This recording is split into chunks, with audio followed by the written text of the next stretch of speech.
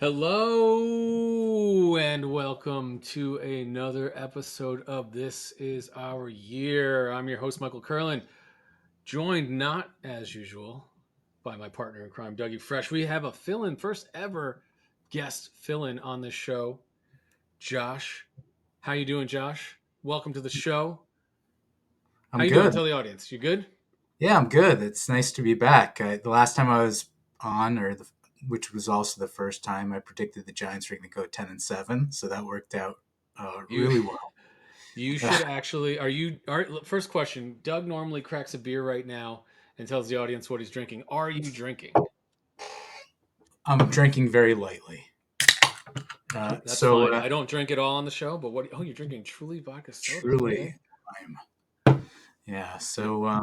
Yeah, it's good to I be here. It's good to good. be I here. think I think that 10-7 prediction. You should have to chug that truly vodka soda. Is that possible for you to do for us for the audience? Well, seeing as I put myself on a two-drink limit, and this is my second, I'm not going to do that. Okay. How about a big chug? How about one Yeah, big sip? for 10-7. So there's a lot of ways we can go with this show. Thanks for filling in. Doug's on vacation somewhere in Turks and Caicos or something, doing something. I don't know what he's doing, but I hope he's having fun and getting drunk. I am, as per usual, drinking water. It is 12:30 on a Monday here in California, so I will not be partaking in the alcohol. I'm actually playing pickleball for the first time this afternoon. How do you feel about that, Oh Josh? my God. I feel anything that keeps you active is good. So that's good. And I'm sure it will become an obsession for you like it has for so many people in this country.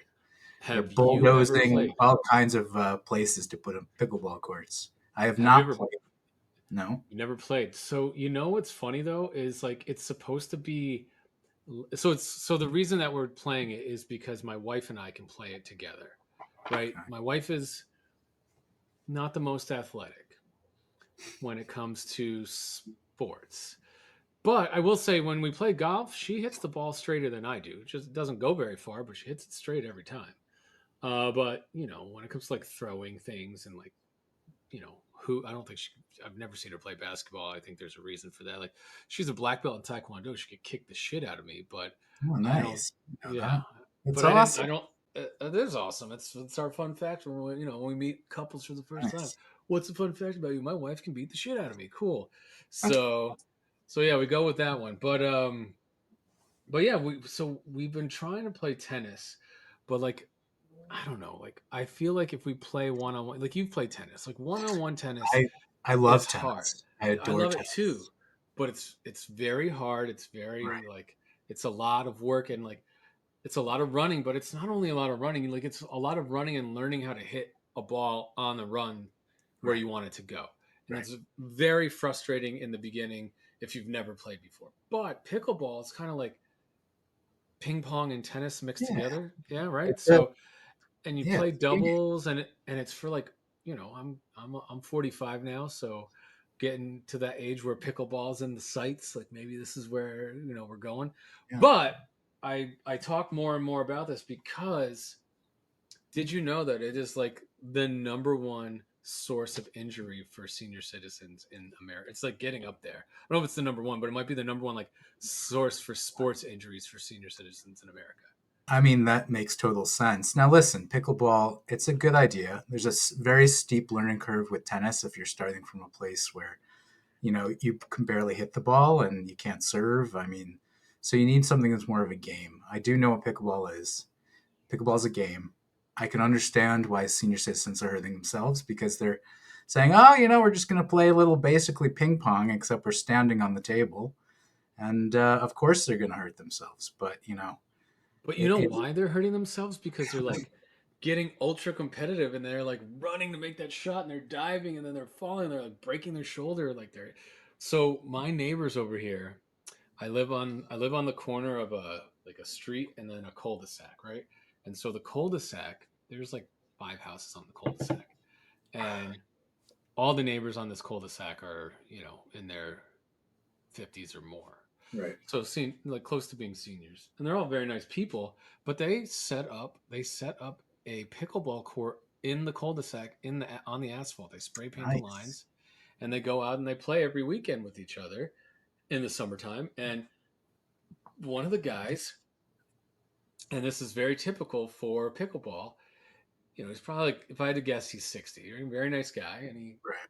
went to dive for a ball or overextend himself for a ball, tripped over his own 2 feet, fell into the curb and broke his fucking clavicle, uh, on the side where the curb meets the street. And I'm just like, Jesus, like that was right here. Like, so anyway, we're young enough where hopefully there won't be any major pickleball injuries to report.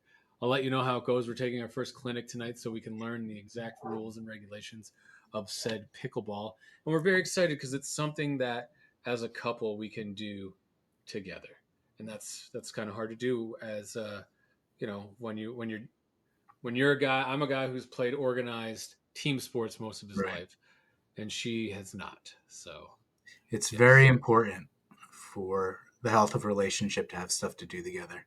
Have stuff to do together that does not require a screen or technology. Very, Or alcohol. That's or the one that we always run into, is that if we're not drinking, then, what are we doing? What are we doing soberly? And like, we can go for hikes. It's a little bit harder now that we have a baby. right. Um, and we go for bike. We do go for a lot of bike rides, but the problem with the bike rides is you usually end up somewhere where they serve alcohol, and then Yeah. the ride home maybe isn't as sober as it should be. But that's okay. That's okay. Luckily, Allie, my girlfriend, barely drinks at all. We do a lot of hikes. Girlfriend, hold on. We glazed over. Girlfriend. This Yeah, is I this a mean, you know new about it. You've known I about it. I've known about Allie. I didn't know that she was officially your girlfriend. So Oh yeah, congratulations. it's definitely official. That's Um, awesome.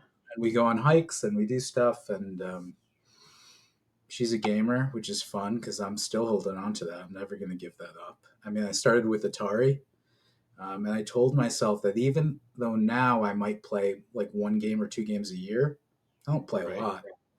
I'm never going to give it up like Doug has and like you have, because the technology is only getting better.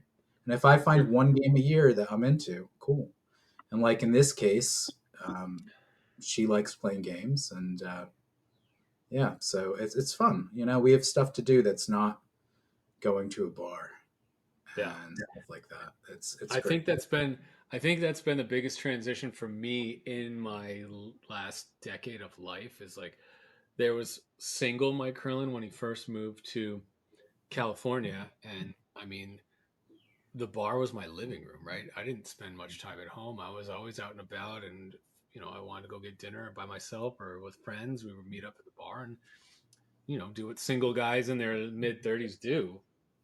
But then I met my wife, and we started dating, and we both continued that. We continued that scene of like, okay, let's go to the bar and have dinner and drinks and all that stuff. And then as we've had a child and gotten a little bit, longer in the tooth, and in terms of dating, like, my wife doesn't really drink, similar to what you're saying about your girlfriend. She's, if she's gonna have a day, she'll make a day of it, and she'll have like 3 or 4, but like, if she has more than 4, she's on the floor. And so normally she's a 1 or 2 drink kind of person. And in my, even as of like the beginning of the year, I could do 5 or 6 in a sitting and be pretty fine. Yeah, of But course.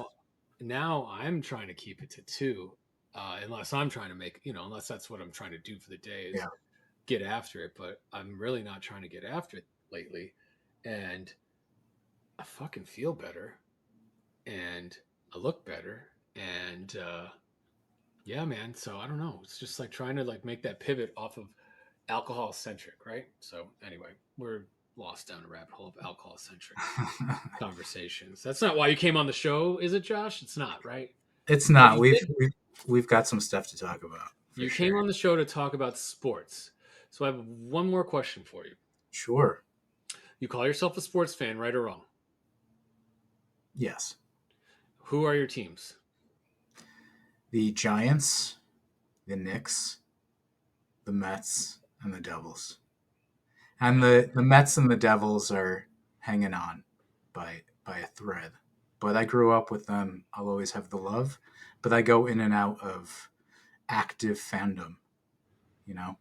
Like with the Mets, I don't watch Mets games anymore, but I do follow them and, I read the blogs and stuff like that. But I find it too frustrating. I find baseball is way too much of a commitment. It's too much of a time commitment. And the Yeah, way the we team is built, it would be a complete waste of my time to invest myself in this team, you know? Ever since they lost to the Royals, it's been difficult, you know? yeah, and I think you bring up a lot of good points. Like I find myself at times trying to choose between, I don't want to have to choose between my family and watching a Mets game, and like Right. my wife would rather get punched in the face than watch any baseball. I mean, unless it's she likes going to a Dodger game in person. She's Oh, a Dodger fan by trade, but that's she different. doesn't she doesn't Different. it is different. But even, she could give a shit if they were the worst team in the league. She'll show up, she'll have her micheladas and Yeah. her Dodger dog and watch the one game that she'll go to a year, and she'll cheer for the Dodgers, and if they win, that was great, and if they lose, that was great, and she doesn't give a shit what happens before or after that, right? Right.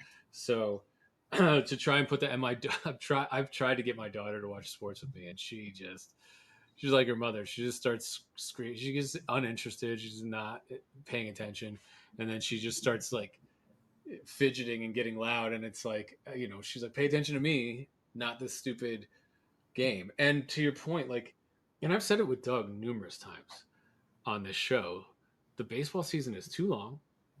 The games are too long. Even now that they're shortened, they're still too fucking long. All They the are. rules are trying to put into place to like shorten games are working, and they make it more appealing to watch, but it's still too long. I can't. So to your point, like if the Mets aren't good, I'm not going to invest my time to live and die with this team. Like Doug will always have the game on in the background. Like I can't do that anymore. It's like No. if it's a big game and we're doing well, and to your point, I will check the box score every night. I have the updates on my phone. I'll look and see like who did well, what is everyone hitting. Just like take 5 minutes of my time to kind of like associate myself with what's going on. But like if we're like right now, we've lost like fucking, we're like 3-10 in the last 13 games, all against the NLEs. We just lost a series to the Marlins, who fucking are the worst team in baseball. We lost 3 out of 4 in a home and home series to the Phillies, and we lost 2 out of 3 to the Braves. And Didn't I, Diaz just blow 3 games in a row as well? he definitely blew a game against the Marlins. Pretty sure I it's been three think in a row. I think he blew one. Yeah, I mean his fastball's topping out at like 95. So there's no real. The problem right now is there's no differential between his slider and his fastball. So everything's like 90. It's the same speed. So if you can time it, I think that's why he's so hittable.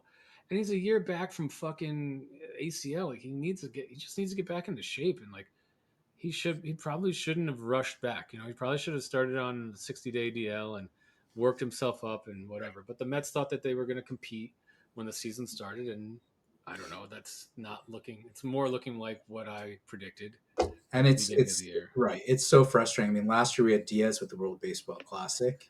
Losing which him is before the season was ridiculous. And then this year, Senga. We haven't even seen Senga pitch yet.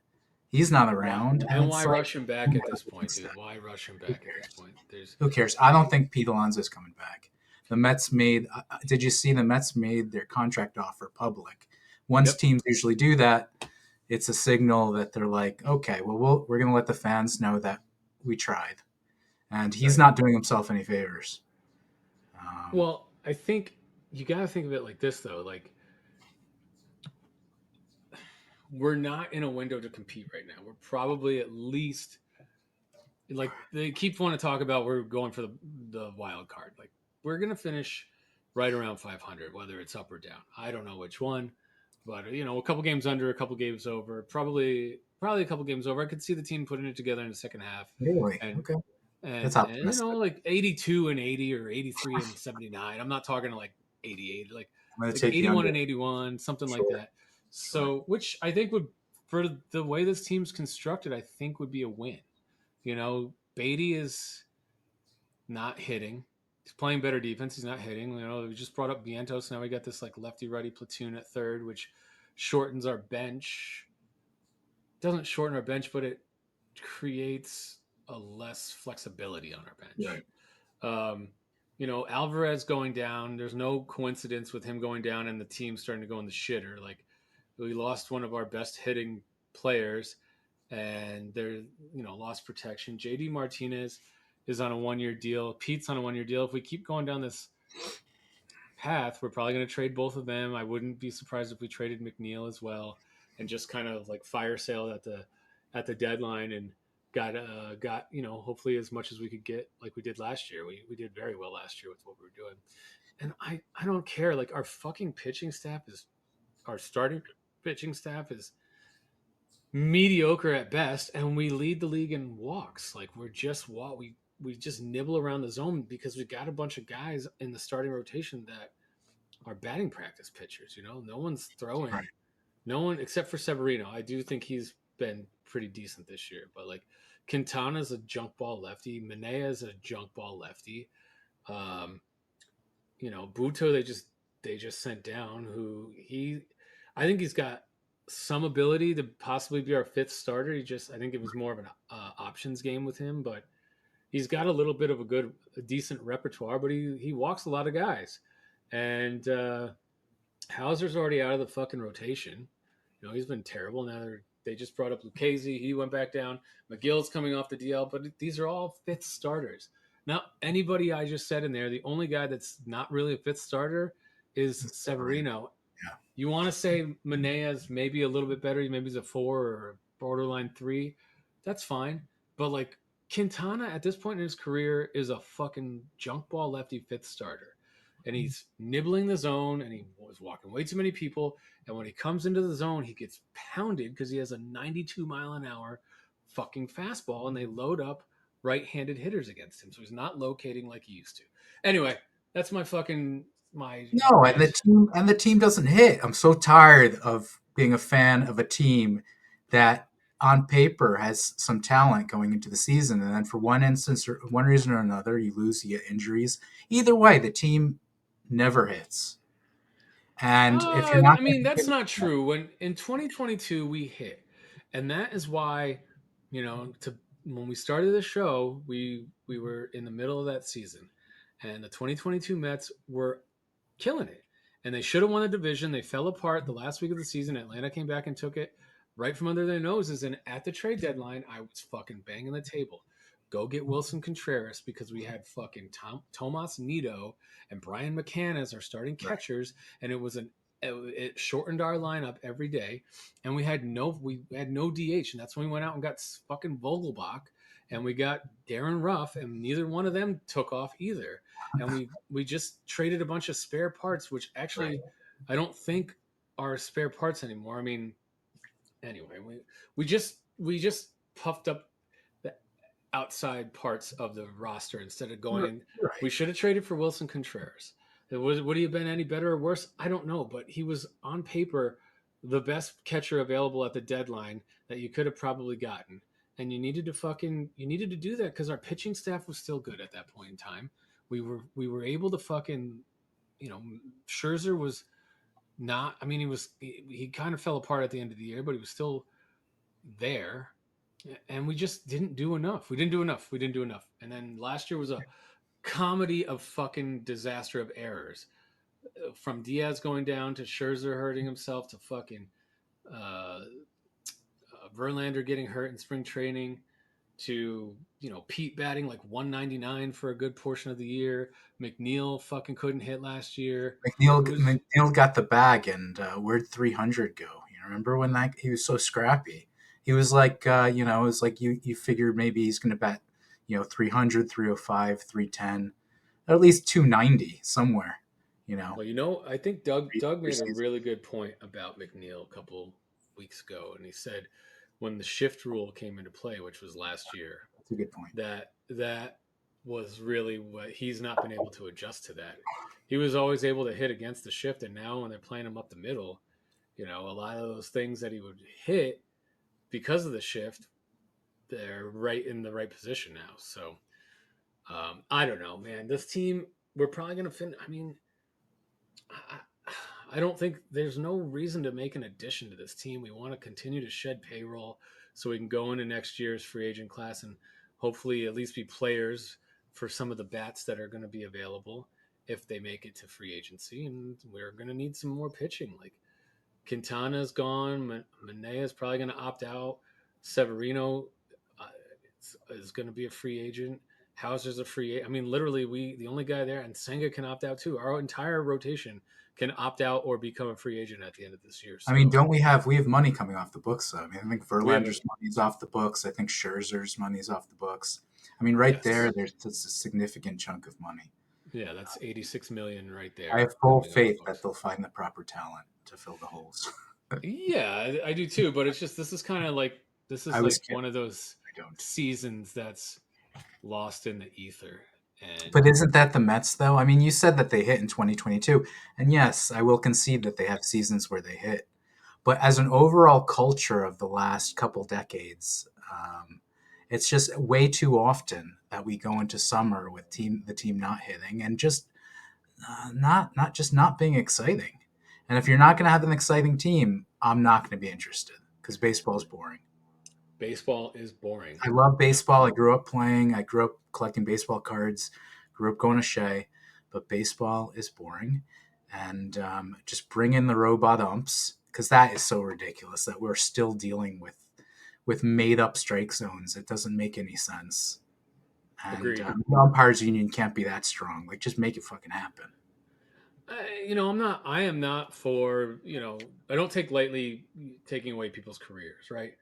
But what I can tell you is that these, especially for robots, I think that that's not something that I'm looking forward to in the For the future. I strike think we should. zone, let's just do it for home plate. That's Sure, that's what needs to happen. sure. I don't disagree with you.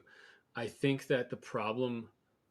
I think that the problem is to your point that these umps have become. They've taken it upon themselves to make themselves a bigger part of the game than they should be. I've always been told like the refs and the umps and whatever shouldn't even realize they're there. And when they start making calls that affect the outcome of games, and that's what that's what these guys are doing, and they're so quick to throw guys out now.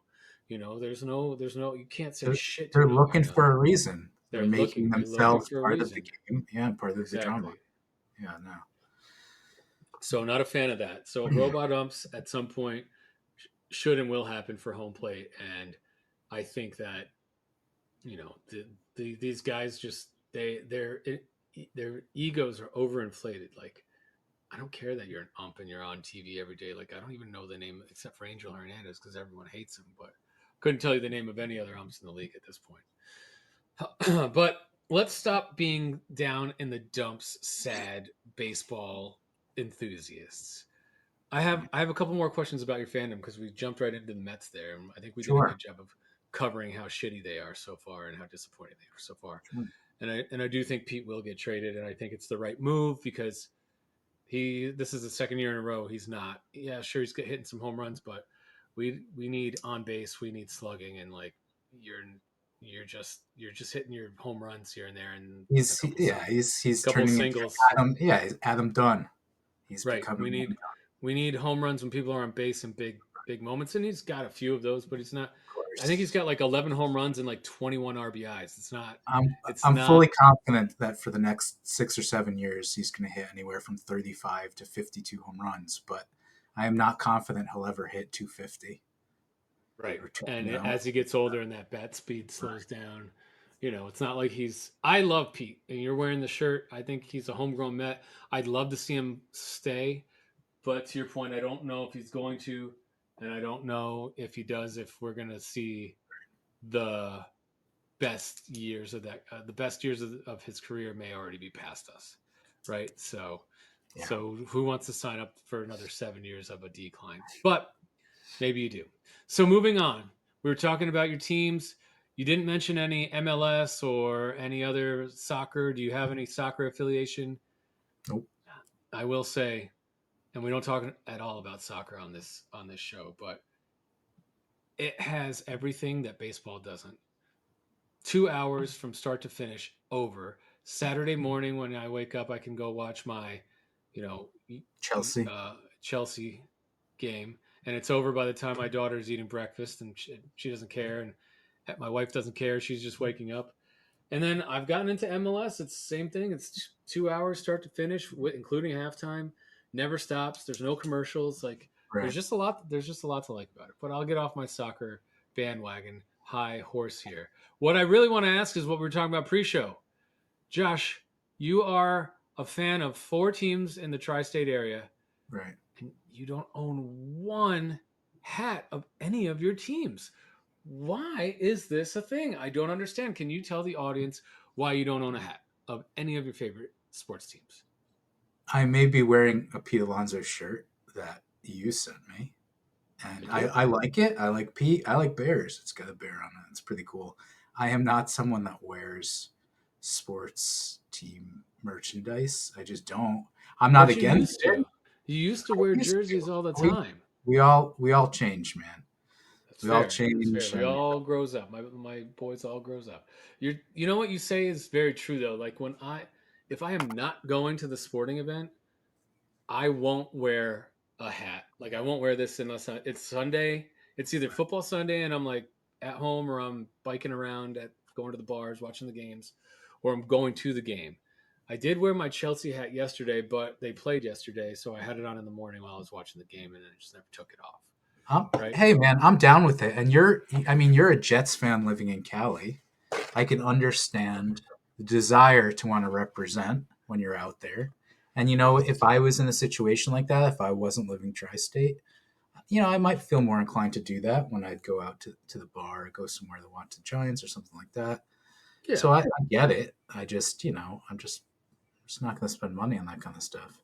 You know, Fair enough. I love the Fair enough. Knicks, but you won't ever see me wearing a Knicks jersey. I do. I mean, I have guns, but I'm not going to wear a Knicks jersey.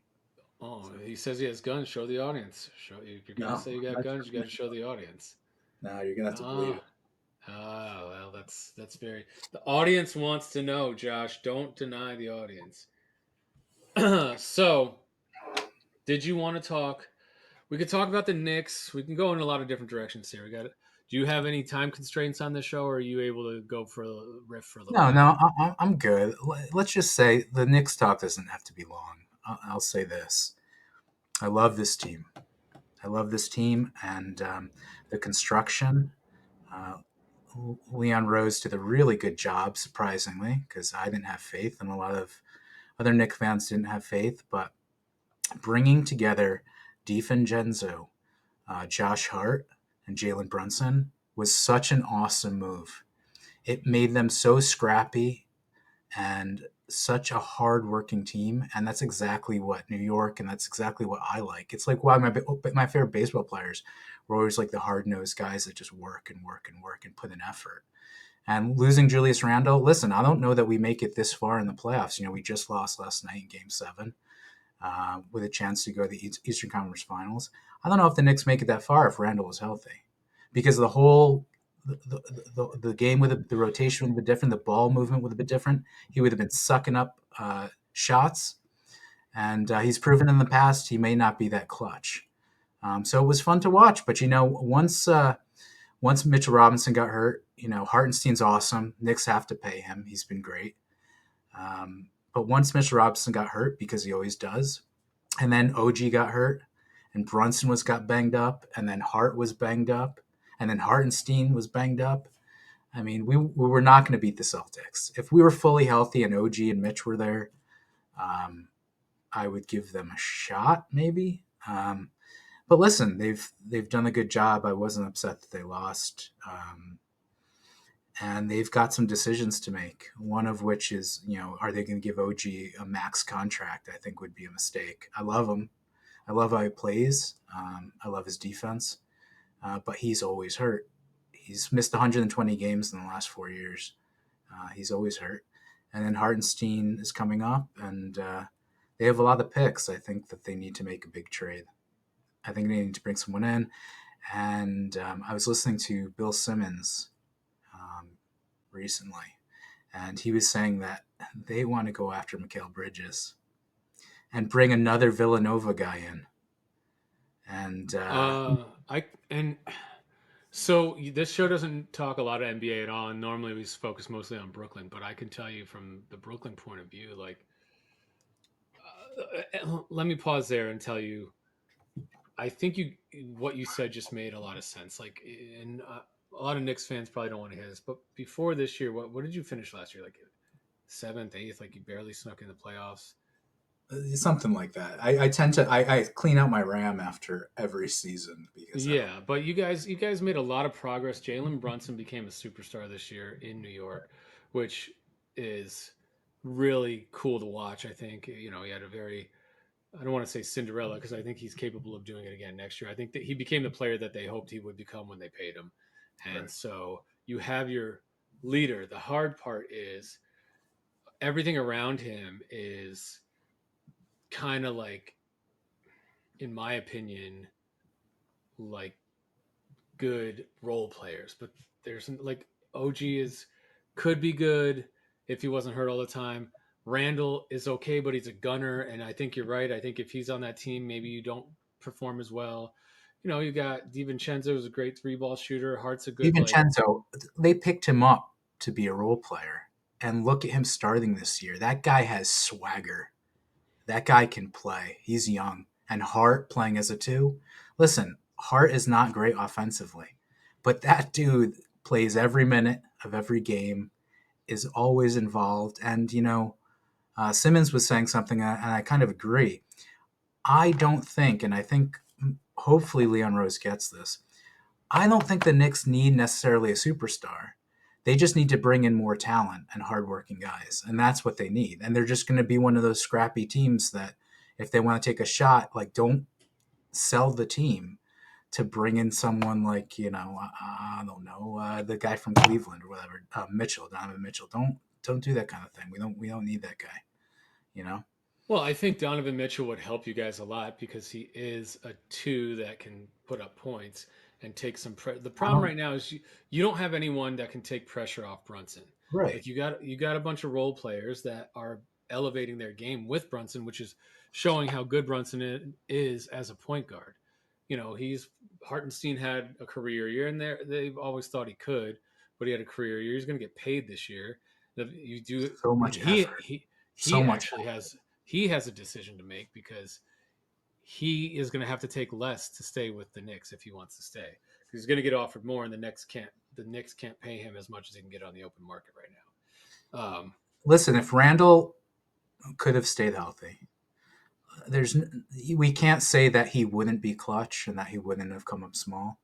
And if he can play in the playoffs, he would have relieved. The ball movement wouldn't have been as good. The team would have looked different. But who's to say that maybe next year he learns how to play within this new system, and not just sit with the ball and isos. I mean, Brunson isos all the time, but that guy is a beast. He's such a beast. I mean, he had what do you have? I think 5 40+ games this postseason, which tied Bernard King. yep. So it was fun. It was fun. I'm glad. I'm glad that it happened, and I will not be watching any more of the NBA this year because once the Knicks are out, I don't care.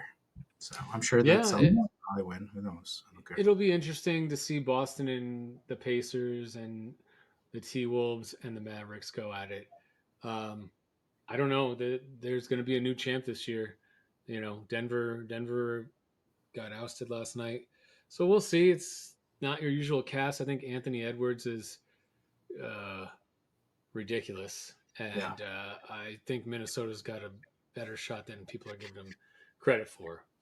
Um, but just real quick to tie up the loose ends here on basketball, I think you guys are very interested in Mikal Bridges. I don't know if we're going to move him. I think we're trying to build around him, but I don't know how that timeline lines up with what we're Right. trying to do. We have a bunch of good young players, but we don't have like our bench is just trash. Our bench was Yeah. awful I mean, last year. Simmons was So making the point. He was saying, with the team the Nets have, what are you doing with Mikal Bridges? Now, to get him to the Knicks, they would have to demand 120 cents on the dollar. The Knicks are going to have to overpay. And I think Oh that's yeah. only right to move him cross town. I think that's only right. Yep. And Simmons was saying that he thought that McHale was upset this year with how they played and with that Cam Thomas taking so many shots. And he thinks he kind of just was like, screw this. What am I doing here? Well, there was a game. So Mikal Bridges was the Iron Man of the NBA, and there was a game in December or January, and this I think this is what led to Jacques Vaughn getting fired. Jacques Vaughn started him for like 3 or 4 minutes, and then he benched him and didn't play him the rest of the game just to like keep his streak alive. It was really lame, and Bridges didn't want it. Bridges was like, "I'm here to play every night. That's what I fucking do. I'm an Iron Man," and like we were trying to do like Vaughn was trying to do some like load management, which is also lame. Right. And so he did it to the whole team. It wasn't just Bridges. We were actually at a point in the season where we were probably 500. We were probably like 10-10 or 12-12 or something. Mhm. And we were trying to like we were on a back to back night and we are trying to save Ben Simmons, and so he benched pretty much the whole team against Milwaukee, and he just let all the bench fuck. He emptied the bench and let them play like 40 minutes. And Bridges was pissed. He was pissed. He told the media he was pissed. And after that game, we went like fucking 20 and like 50 the rest of the year. Like it was just like it was a bad turning point for the season. Didn't send a good message to the team. There was no reason to do it other than you wanted to do it with Ben Simmons, fine, but don't do it to your best guy Bridges, right? Who doesn't want it. Ben Right. Simmons needs it, but like it, and I think the team. I think he lost the locker room. He got fired not too long after that, and I agree. I think Bridges kind of mailed it in after that. I think he was like, "Well, fuck, we're not even trying to win this year, so Right. why am And I fucking busting my ass out here?" listen, you have Phoenix picks now. I mean, you've been pulled out of the grave. You have Phoenix picks.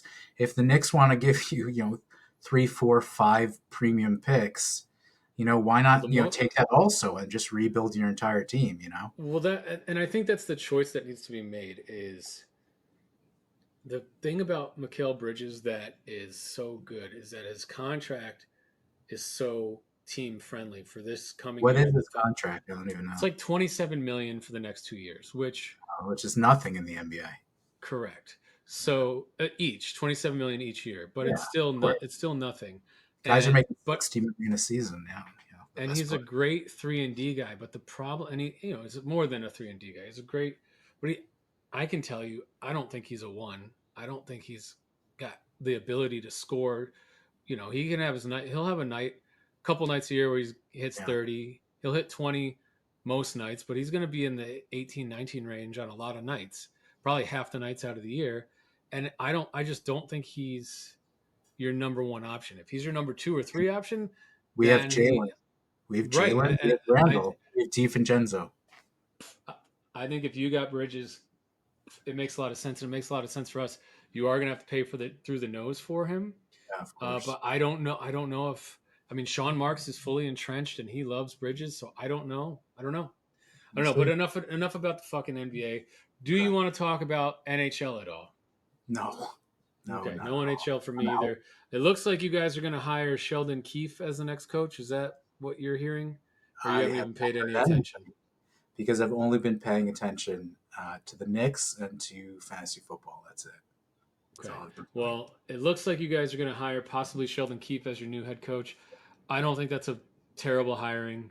If you do hire him, I think there was one other guy that was in the ring, and I think it was someone with experience as well. Because you had Lindy Ruff, and then you fired him, and then I don't know who you replaced him with, He, but he lost the locker room. We have a lot of young talent. We haven't had goaltending in forever, and there's nothing worse than growing up watching Martin Brodeur and then having a team with tons of young forwards who are good and some good defense and not having goaltending. It's really bad. It's really bad to watch. And yeah, and that's it. And I've been checked out, and I live, basically in upstate Connecticut. It's not easy to watch the Devils here, unless you want to pay through the nose. So I haven't. all right. Well, we don't need to talk anymore about NHL because the Islanders are on the opposite end of that spectrum. We have decent goaltending, but we have a bunch of aging forwards, and we have salary cap issues until 2030. So this is the first year we're going to be making a first round draft pick in like 6 years. So cool story, bro. Um, so let's talk. You want to talk a little bit about the NFL teams? I'd Yeah, like yeah, to. sure. I'd like to get to. Whatever you want to talk I'd like about. to. I'd like to get your take on the New York Football Giants 100th anniversary uniforms. Did you like I them? think Did you hate them? Are you going I to think be they are so ugly. purchasing? They're so ugly that I like them. They're really bad. They're like so bad. Like remember the Canucks old uniforms, the V. Yeah. Remember that really nasty V? It's so bad that it's good. And Okay. I'm happy that it's only going to be like what, like a game. They're not going to. It'll be their Three. alternate 3 games. Yeah. 3 games, I think. Well, I hope they're not playing the Cowboys or the Eagles for any one of those games. Um, Listen, the uniforms are whatever. They have no quarterback. I'm excited that they traded for Brian Burns. I think our defensive line is going to be sick. I think Malik Neighbors was a tremendous draft pick. He's going to get 150, 160 targets this year. That's fine. He's going to carry the team. Um, so they brought in Singletary after Saquon left. And listen, you have all these Giants fans. You know you care too much about football when someone like Saquon leaves to go to Philly, and like they people carrying on online. It's like get a life. Like who cares? Like players move on. We got Devin Singletary. I like him. You're not very big on him. You know, we drafted Tyrone Tracy. All I want this year is for the coaching staff to regain the confidence of, hopefully they don't need to regain the confidence of the front office, but of the fans and the media. Because I believe in our GM, I believe in Shane, I believe in our coaching staff and Dable. I think they can be good. I think that Daniel Jones winning that game in Minnesota last year in the playoffs, or 2 years ago, it was 2 years ago. Yeah, really screw this up. Signing him was a bad deal. Gettleman kind of fucked us with that draft pick. You know, I think. I think you had to though. You kind of had to. You were in just like there was no other option, unless you were willing to roll with Tyrod Taylor, who's listen, now. it's hindsight, but it doesn't matter. It hurts just the same. And the Yeah, thing I was, think. when they drafted him at 6, no Giants fans were like, "Oh, this is a good move." We were trying to find hope in like this shitty situation, you know. And so when he Totally. came on and he ran for 700 yards, only threw 15 touchdowns, we're like, "Okay, well, maybe he does have some talent. He has a little deep ball accuracy. Maybe we can make it work." Because we had no choice. You got to look for something positive. And yeah, and now we're going into this season, and I think the Giants will just make it through this year and then sign Dak Prescott. I think that's what's going to happen. I don't see that happening. I don't Yeah. think Dak is going to shake loose. The Cowboys are going to pay him because and it's very similar to why you pay Daniel Jones. There's nobody else out there that can fill this team right now. You got CeeDee Lamb in his prime and Dak in his prime. Like you're not letting Dak You go. okay? So you're giving the Cowboys credit. If I'm not wrong, who's their GM still? Jerry Jones. I'm not giving them credit. I'm telling you that they're going to do the same thing the Giants did with Daniel Jones. But I mean Jerry Jones is notorious for waiting to the last minute to sign people. He's always waited to the last minute. Did you see? Did you see what they did with Jonathan Brooks before the draft? Did you You told me, see? yeah, Yeah. that they announced that they wanted. I mean, Jerry Jones is 85 years old. He is very similar to Lou Lamoriello. He should not be making the day to day decisions. Listen, I don't necessarily want Dak Prescott. I just want a quarterback. I think our defense is going to be good, and I And think I our think offense will be okay. But we need a quarterback, and now we have to wait an entire season for that to I happen. I agree, and that's again talking off air between you and I and Doug. You guys were pounding the table for Odunze and Neighbors, and I kept saying you got to go McCarthy or May if he's there, and you guys said no, and this is the exact reason why I said yes. And it's just from a logistics point of view, like you hope you're not picking in the top 10 of the draft next year. You hope that you guys make some progress and you Right. win some games and you go 9-7 or But 8. next year's draft is, it's bad quarterback. And no, you're right. And I went back and forth. I went back and forth about what I wanted them to do, whether it was move up for May or for McCarthy. Um, and then when they picked Neighbors, I came around to it because I just want Dable to show who he is. I really Sure. do. And I want to see something good. And you know what? I don't mind that we're going to have an elite receiver for many, many years. He's going to be here. We haven't had one in quite a while. And I don't think, even though it was a little rocky beginning, I don't think he's Odell Beckham, and I don't foresee that happening. I do think he is a bit of a diva, but that's a star receiver in the NFL. That's a lot of guys. I think that's okay. He demands the ball. He wants the ball. He wants to be great. I don't think that's Yeah, necessarily a thing. I don't I don't disagree with you. I don't think that um, neighbors being a diva is going to be the death of him or whatever. I think that Right. he'll be fine. I do think if Daniel Jones can't get him the ball, that could turn into a distraction later in the year, and you'll have to deal with that. And I will say, if Daniel Jones is not your guy and you guys are going to cut him after this year, then yeah, you did just waste a chance to get these receivers are coming out every year, more and more every year, right? And like Neighbors is Neighbors is more than just a first round Yeah. pick. He has the ability to be on the same level with Harrison Jr. if he reaches his potential. So I don't disagree, but like I said, I have no skin in the game. If it was my team and I was a Giants fan, I would have wanted the quarterback because Daniel Jones is a stopgap at this point. Right. And Tommy DeVito is a fucking internet celebrity playing third string quarterback. And your backup quarterback is, I can't even, Drew Lock, who was once a second round pick and has never really had a chance. He had a couple It's the guy. starts He had in, one good in game for Denver. Seattle last year where he Yeah, he had looked. a couple starts in Denver. He had a little bit in going. He was part of that Russell Wilson trade. Had a couple years in Seattle where he was the backup. I mean, if in my opinion, if you can't beat out Geno Smith for the starting job, then you're probably not great, right? What is? So Let me make a point though before I forget. So you said if Daniel Jones can't get Neighbors the ball, now is Daniel Jones going to stay healthy? I'm not too confident about that. But what's the thing that Neighbors does? Like, why is Neighbors great? You don't need Neighbors to go all the way down the field and hit him with a pinpoint pass over his back shoulder. You just need to get him the ball. And that's why he's a great fit for them. Because whether it's Daniel Jones or whether it's Drew Lock, just get him the ball, put the ball in his hands, and he's gonna make things happen. I mean, is he Jamar Chase? I don't think he's Jamar Chase, but is he approaching Jamar Chase? I hope so, and it looks like he might. And to have that in the building and locked up is a big deal.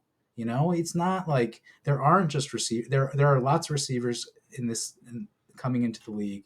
There's a lot of the good talent this year, but there's not a lot of Neighbors guys. There's not a lot of Harrison guys. And I don't think necessarily there's going to be that much elite talent every year in the draft. sure, So, all fair points, and we can move on from okay. uh, what you think about the Giants. What I'm not going to ask you to predict anything. It's way too early. We just started OTAs today, so we've talked about the Jets ad nauseum on here. We don't need to talk about the Jets anymore. Just happy that Aaron's back and looking healthy so far, and we filled all of our holes. And I like what we did in the draft for the most You part. like the what was it? Fashanu was your first round Uh, draft pick? leading up, if a Dunze, I wanted a Dunze to fall to 10 because that's who I Right. wanted because you got Mike Williams, Garrett Wilson, and you got Rome Dunze. Okay, and then when Mike Williams falls off or gets injured, you got Rome Dunze and then Garrett Wilson together over the next at least 3 years, right? So that's that was what I was excited for to get Aaron another weapon. But we got Corley in the third round, and we took the tackle in the first round and with Tyron Smith and Morgan Moses both being 33, coming off injuries. It was a smart thing to do, especially because our offensive line decimated our season for the last 2 years running, amongst many other things. But we couldn't. I mean, we had guys that starting at guard last year that probably were stocking shelves at some point in time in the Right. off season. Like they were not highly touted prospects at all, and it was just injury after injury after. I mean, we started 18 different offensive linemen last year. It's fucking ridiculous, dude. So enough about that. Let's talk about what we really want to talk about, Josh. Let's talk about what Sure. we really want to talk about. Let's talk about some fantasy football here. Okay. Yeah, Everyone's let's do that. waited. Everyone's waited or Good way. tuned tuned out. So Well, we hopefully our go ahead. league is watching because they're going to get information now. And I was Absolutely no. deciding whether I was going to give the information, and then I decided I'll give the information. That's okay. Absolutely nobody's watching right now, and We'll I have can two see that. people. It's okay. I can see the stats at the bottom here. Now, no one has even tuned in. So, if they've waited this long through this entire podcast, then there's some. Let's give them some golden nuggets at the end here, It's Josh. a talk. It's a conversation between friends. I mean, we've been talking about fantasy for 20 years. So 20 years. 20 yeah. So you years. want to talk about Dynasty? Let's not talk about CBS. Let's talk about Dynasty. I think we have the rookie draft coming up in about 10 We days or so, 10 11 days. Yeah, days. 10 days. Yeah. Yep. Yep. And for those who don't know, for the one listener that may be around later, so I tanked last season in order to get the number one pick, and I did. And I'll be taking Marvin Harrison at number one because I need receiver help. But I also made a bunch of trades, and I have the 1, 4, 5, and 12 this year in the first round in the deepest draft we've had in many, many years. So it's been a lot of fun to study. I've been studying for probably 3 months now. Just because I enjoy doing research. I've always enjoyed researching prospects. It's what I like most about fantasy.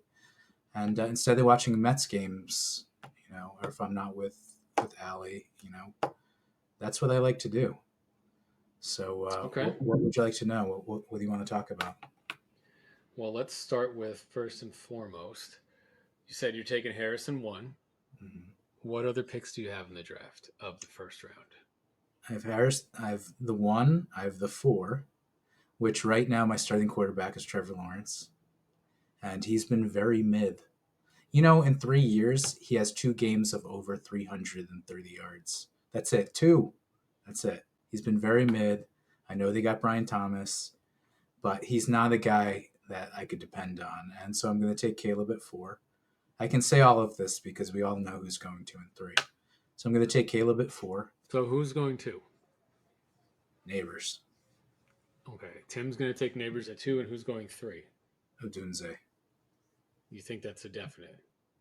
Well, listen, I think there's only Are one you choice. are There's you only one worried choice. that someone might jump up in front of you at 3 and try and grab Caleb? No, that's fine. I'll take a Dunze. I don't care. Whatever. Okay. There's other quarterbacks in this draft. Someone wants to jump up and take Caleb. Cool, dude. Do it. I'll take a Dunze. I'll take a Dunze all day. I'll grab a Okay. quarterback later. It doesn't matter. I'll get Okay, so who's let's just assume, like, let's not throw these curveballs sure. at you. Let's assume that Adunze and Neighbors go 2-3, not in that order, but you know what I mean. And you're on the clock at 4. You're taking Caleb. Okay, and then at 5, what are you doing? So it's been really difficult, and I'm not locked in yet.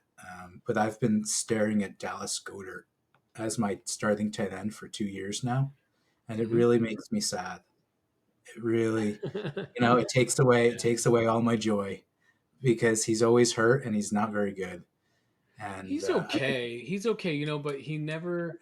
So Goder is like the more like the power slot guy, and Ertz was the inline tight end. And when they were playing on the field together, and Goder was the motion tight end, he was getting open, and he was able to do a lot more things. And Ertz did all the blocking, and now Goder is the inline tight his end, and he's just not as effective as he his used to be. ceiling is 700 yards and 5 touchdowns, I mean, but which is fine. But I'm not. that's I'm most tight end ceilings. I mean, right. But unless you're in the top 5 of the tight end category. So okay, continue. I'm and sorry. I agree with that. But you know what? When you have a chance, I mean, what's dynasty and what's fantasy football about? Like if you're trying to build good teams, Winning a upside, fucking upside, championship. upside, No, going it's about after winning upside. a.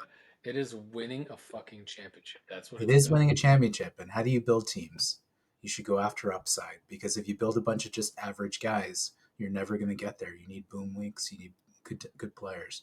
And there just happens to be a guy named Brock Bowers who's going to be available there. And I don't love the situation, but what I do love is his talent. and this is Dynasty. So Right. if I pass on him and he does become Kelsey, what am I doing? What am I doing? I take him this year. Maybe he has 650 yards, 700 yards, and 6 touchdowns. Maybe he breaks out and has 800 or 900, like Laporta, and 9 or 10 touchdowns. Maybe that happens. But I think once they get the quarterback situation straightened out, they're going to use him, and he's awesome. I mean, just put on his highlights. The guy is a maniac. So are you saying you're taking Bowers at 5? You said you were I'm going to 90% I'm taking Bowers, yes. So here's what I will I pick eighth. And Right. then there's two guys in between us picking Jed and Doug are picking 6 and 7, Doug, the other host of the show. And what I can tell you from my point of view is if you don't take Bowers at 5, I don't know if Jed would take him at 6. I don't know who his tight end is, but I know that Jed. I've been playing. We've been playing with Jed for years. I right. know there's three guys, and it's going to be one of these three. It's going to be Xavier Worthy, Lad McConkey, or Brian Thomas. It's going to be one of those guys. That's who it's Okay. going to be. Even if Bowers is on the block on the board. Well, I mean, I'm going under the right. So that's why Right. I'm asking, like, if you don't take Bowers, do you think Jed would snatch him up at 6? Um, I I I don't. I don't think Jed likes his situation either. No, I don't think he would. No, And I then do don't. you think Doug would snatch him up at 7? I think Doug might, but I also think, I mean, is Doug going to pass on Jaden Daniels? I mean, he's got Cousins. I guess he could. No, he's Trey McBride. He's definitely not taking Brock Bowers. Okay, and then do you think that I would take him at 8? Yes, I think you would absolutely 100% take him. To Yeah, hold him with Sam Laporta and be like, look, bitches, I got Bowers and I got Laporta. And you could hold them, and they both have immense amount of value in the league. but I don't think it's. I would definitely consider if he falls to 8. I would definitely consider taking him because of his talent. I Yeah, I I definitely care about landing spot, but I think everyone is over hyping his landing spot as being a yeah, problem. He is not going to play. It's exactly what I just said about Goddard. He right. So is not going to play inline tight end. That's going to that'll be be Michael Mayer, who they right. drafted. Now I can tell you the misappropriation of funds for the fucking Las Vegas Raiders. I don't think there's ever been a team in the history of the NFL that's drafted a tight end in back-to-back years in the first round. And if there has, I'm sure they weren't good. And I also think the Raiders are not going to be good. But Right. I think that Brock Bowers is going to play power slot wherever he go, wherever he had gone. He was going to play power slot. He is going to be the move tight end. He's going to line up in the backfield. He's going to line up in the slot, and he's going to do what Dalton Kincaid did last year for the Bills on steroids. Dalton He's Kincaid twice as good took as kid. he's way better than Dalton Kincaid, who was a first round pick last year. Dalton Kincaid took 6 to 8 games to get acclimated. I don't think it's Right. going to take Bowers that long. And I think the receiving core in Vegas is Devontae Adams, who's on the backside of his career, Jacoby Myers, who's whatever. He's a slot guy. And I think they're going to move Myers outside on third downs, where I think he's actually going to be their number 2, and they're going to, regardless, and I think they're going to run the ball a lot. But when they go to pass, they're going to bring Bowers in, they're going to put him in motion and line him up as an H back, a fullback, a slot, the second tight end in motion, and he's going to find ways to get open because he led the nation in yak. I think behind Malachi Corley, he is what you said. Same thing you said about Neighbors. What he does with the ball. So anyway, I'm not trying to sell anything. I mean, like I Oh, said, if he listen, falls to me at look at 8, on I'm going to have a screens. decision to I make. think like around 30% of his receptions in college were on screens. Just give him the ball. Right, He's neighbors at tight end. right, He's fast. He runs with his head down. He trucks people, right. and he's got good hands, man. So for all intents and purposes, you're taking Bowers at 5 for Yes, our listening yes, audience. At yes. 6, you think now you have Jed coming up at 6. He's got Anthony Richardson. I think he's got two decent running backs, right? I don't know. You pull up his team if you don't mind. Yeah. Okay. Who, So he's got Eckler and Brian Robinson. Oh, he's got James Cook. So he's got Eckler and Cook. so he's got Uh, the Washington backfield locked up for now, and he's got James Cook, so he Right. doesn't need a running back per se. He could use one maybe. And then who's his starting receivers? He's got DJ Moore, right? DJ Moore we Brandon got from you. Cooks, Josh Downs, Mike Evans, DJ Moore. Oh, he definitely needs a wide receiver if he's starting Josh Downs and Yeah. Brandon Cooks. So he'll take So Worthy or McConkey or Brian Thomas. I would think of those three, Worthy is the fucking sexy pick, and I think McConkey is going to get more targets. I think he'll take McConkey if you take Bowers. That's my guess. Who do And then you who do you like? Who do you like the most of those three? I Answer like honestly. I like McConkey the most out of all those three. I like just for what I just said. I think he's going to be the number one target. I think in the LA He Chargers offense, definitely will. And and Greg Roman. maybe Harbaugh can turn Quentin Johnston into something. Everyone calls him a bust, but like 5 years ago, receivers didn't come on the scene and just produce year one like they have been. So maybe Quentin Johnston just needs a little bit more time. He's got a lot of tools. I don't think he's a bust. He just can't separate. That's his big thing. He's gonna have to be more like a DK Metcalf, right? Where he just So let's get off of Quinn Johnson. So I want to okay. So let's so then say at Jed. your pick, let's say Jed goes Xavier Worthy. Let's say he takes McConkey because that's who I think he's gonna take. Is that Okay, fair? Yeah. fine. Let's say he takes McConkey. Okay. Then who do you think Doug is going to take? I don't know. You Doug know is a more than me. fucking I mean, I Doug is a love Doug, fucking but wild you're card. closer to Doug than I am. Doug's not going to do research until like May 30th, Okay, and he's that's going to get drunk halfway through doing that research. So I think he got burned by Sky Moore, but Xavier Worthy is not Sky wow. Moore. Brian, I don't know. Like Worthy is going to be a sexy name to pick there, and Brian Thomas is going to be a sexy name to pick there. Jaden Daniels is also still on the board. So I Right. don't know. Who does he has Kirk Cousins and who? Jared Goff, right? I know. You know who he should take. Dude, his starting wide receivers are Devontae Adams, which he has a season or two left, T. Higgins, and CeeDee Lamb. Now, his starting running backs are Zach Charbonnet and DeAndre Swift. Right. Dude, Doug should take Jonathan Brooks. Yes, and I also don't think Doug uh, abides by the don't draft a running back until you're ready to compete because I think that he had a really good run at the end of the year last year and he almost made the championship. But looking at his team on paper, I think he's more closer to a rebuild than he is to a fucking. These guys are just getting older. His quarterbacks are mid, and he's got like one or two guys that are good, but everyone else is. Brooks is going to be good. He's young man. He's going to be good. He's Yeah, going to be a bell cow in Canales' offense. yeah. That's who Doug should take. So for me, I can tell you. I mean, he might take Brooks, and then That'd that be would leave fun. Worthy and Thomas for me at 8. Or Daniels, and I have no idea where. I'm definitely taking a quarterback in this draft, but if those are the three guys, like those are like the five guys we just talked about: Daniels, Worthy, Thomas, McConkey, and Brooks. Those are the guys I'm looking at pick 8. And if those two McConkey and Brooks are gone by pick 8, and now I got those three, I haven't thought about a world where that happens yet. So, but we'll see.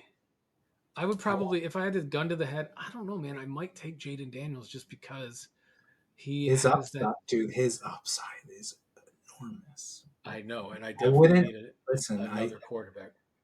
listen. Injury concerns aside, you know who else had injury concerns? Puka Nakua.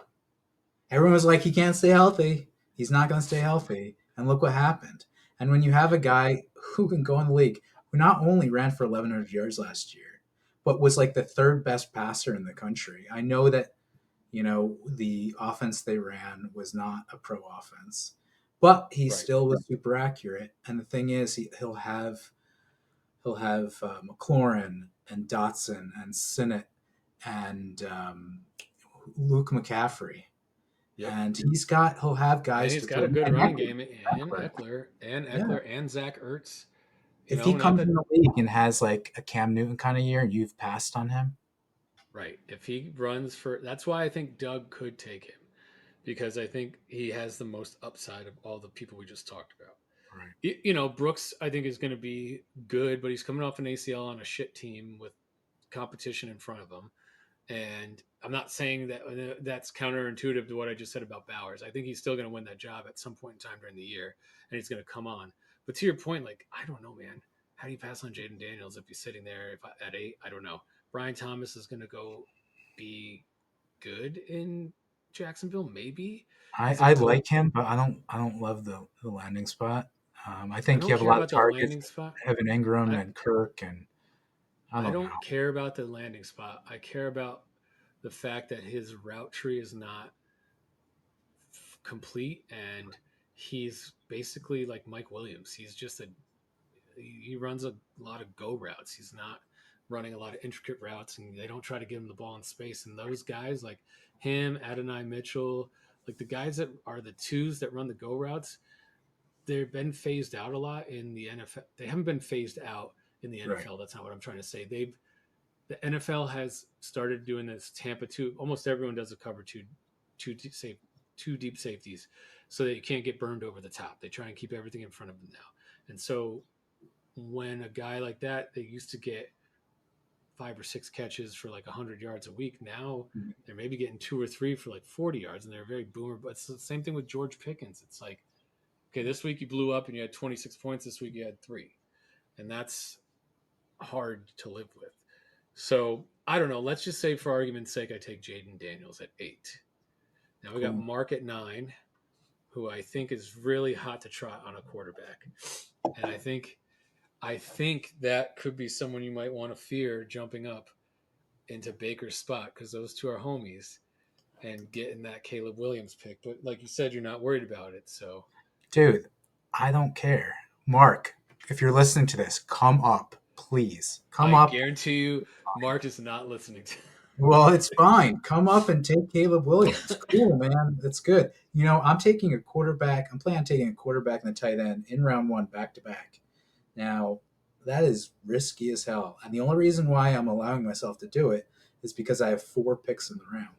So I can Right. afford to take the risk of taking a So let's say Mark takes Brian Thomas, right? Has Worthy have we drafted Worthy? Let's say I take Worthy then. He'll probably Sure, take Jaden Daniels.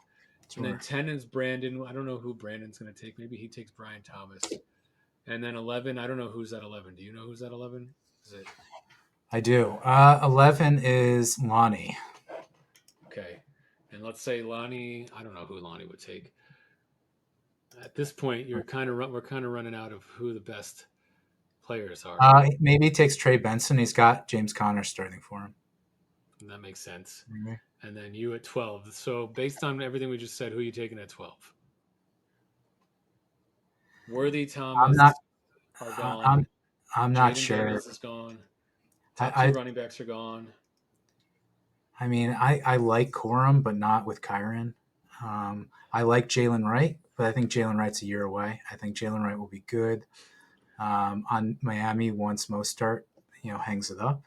But this is I your mean, I last think pick he'll have some until 3. This is your last pick till 3-1, right? so 3-1. So Yeah. you're gonna take Or, or I reach for another wide receiver that I really like a Javon Baker, who I know won't go in front of me.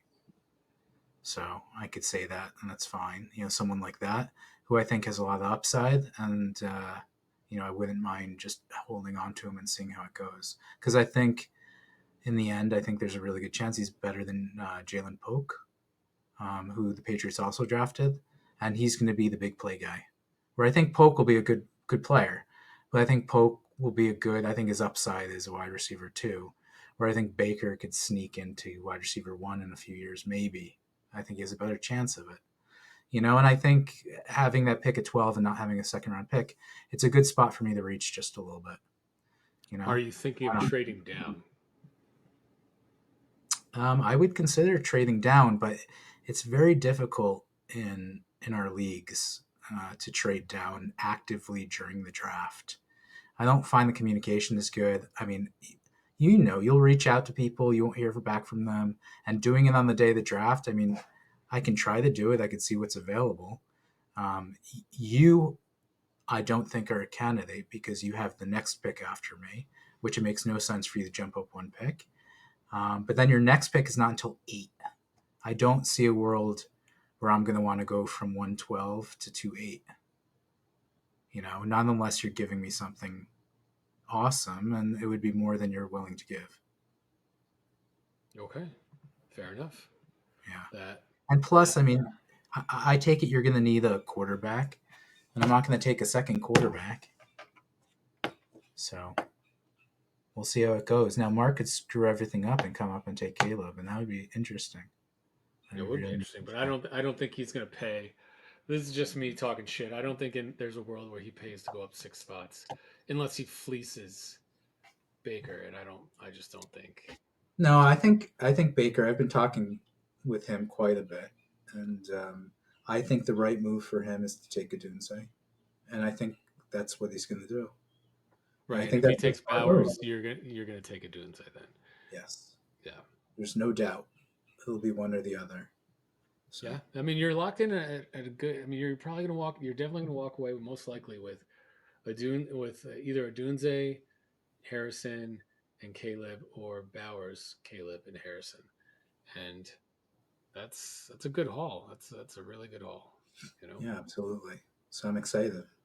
I'm well, looking good. forward to it. Well, all right, my friend. I think it's been a fun episode. Did you enjoy Yeah, your guest hosting appearance?